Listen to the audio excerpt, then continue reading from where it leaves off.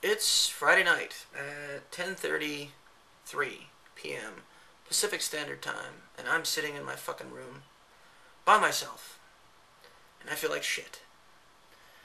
Why am I making this vlog? Well, because that's exactly what I wanted to do. I wanted to make a vlog in a state of mind where I could be honest about how I was feeling and put it out there. I wanted to actually write a blog because usually when I get in this state of mind, I take it and I put it into text rather than actually make a video, so I thought I would do something a little bit different.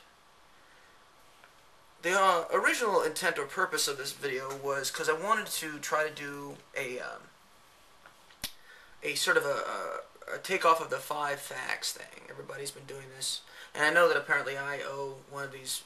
Somebody had called me on one of these videos, and I had posted a previous fact video about myself up as sort of a space holder and said it's coming, but I could never actually do it because I couldn't think of anything that I felt was worthy of sharing. So instead I'm going to share with you a story about my past, because of the fact that rather than sit here and contemplate exactly the state of mind I'm in, I want to try to distract myself. So today on Twitter, and yes, I actually have a Twitter account because I got bored. I had a conversation with a sort of 140 character conversation with Bitchin' Fries about something that happened in my past. I heard a Cure song come on the radio. Now, I've said this many times, I think that the Cure make the best love songs because of the fact that there's just something about those songs that put me in a state of mind that reminds me of, I don't want to say a period in my life, but points in my life where I felt a particular way. Not necessarily in love, but just there's an attachment of some kind that I can't exactly articulate. So I'm driving in my car, and Pictures of You by The Cure comes on, and I started thinking.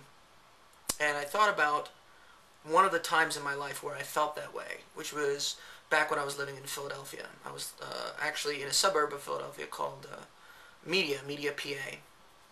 And I was dating this girl named Carrie. Now, this was the very first person in my life that I had some sort of emotional reaction to. Up until this point, I had dated not very many people, I think like 2 or 3 at most. And even though I was involved with them, I didn't really feel anything. There was no emotional anything. But for some reason, this girl brought it out in me. It wasn't anything that she did. I guess it was just time. And I had the strongest emotional feeling I've ever had for anybody. And I called it love, because that's what it had to be. Well, to make a long story short about that relationship, Carrie pretty much set the precedence of bad relationships that I've had since. She cheated on me more times than I can count. I don't have enough hairs on my body to match up to the times that she cheated on me in some fashion.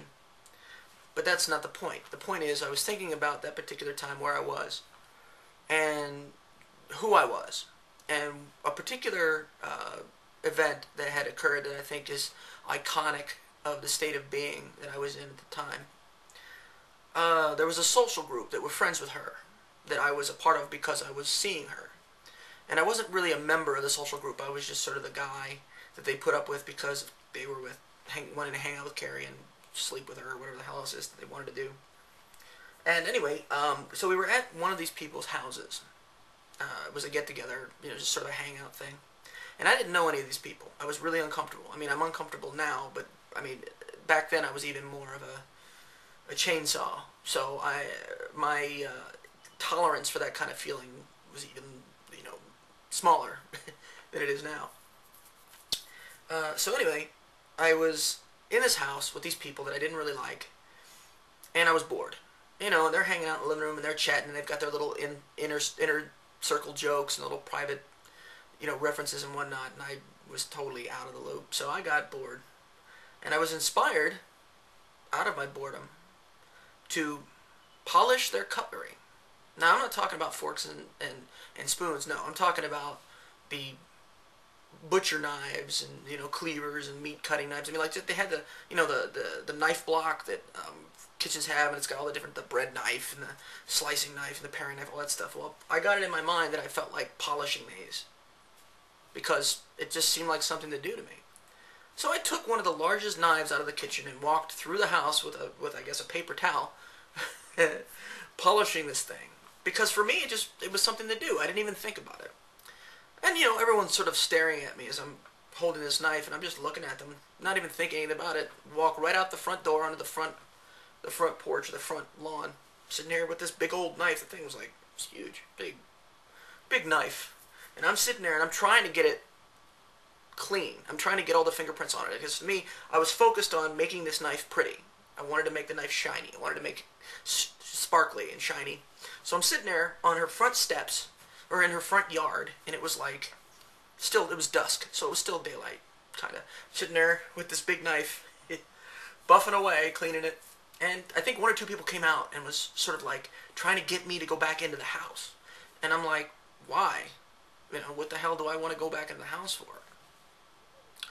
So eventually I ended up humoring them. Went back in the house, and then the person who owned the house asked me to put the knife back. She couldn't really give me a good reason. She's just like, well, just please put it away. I said, okay.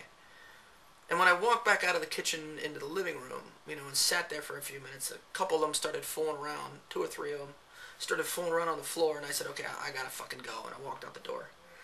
But it was just the thought of, that didn't even occur to me that was something that was just inappropriate, polishing a knife. It was just something I felt like doing. So yeah, that was it, and that was just the looks on their faces when I walked out of the kitchen with this big old knife and a paper towel. And that should give you an example, man. That's just how I've been my entire life. I'm a fucked up person, and I'm okay with that. I know that a lot of the way that I view the world is different than most. I know that my understanding of the way the world works is different than a lot. And I'm sure there are other people out there that have, their own unique little section of reality.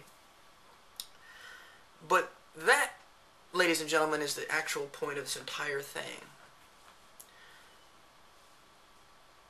A state of being in a state of delusion actually makes the world a better place.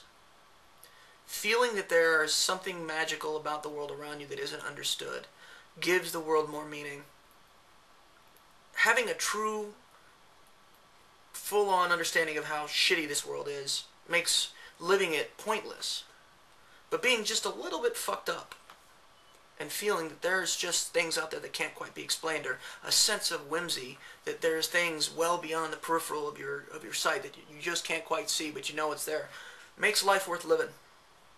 So if being fucked up means that part of me is part of that, then I guess I'll accept the rest of me being fucked up.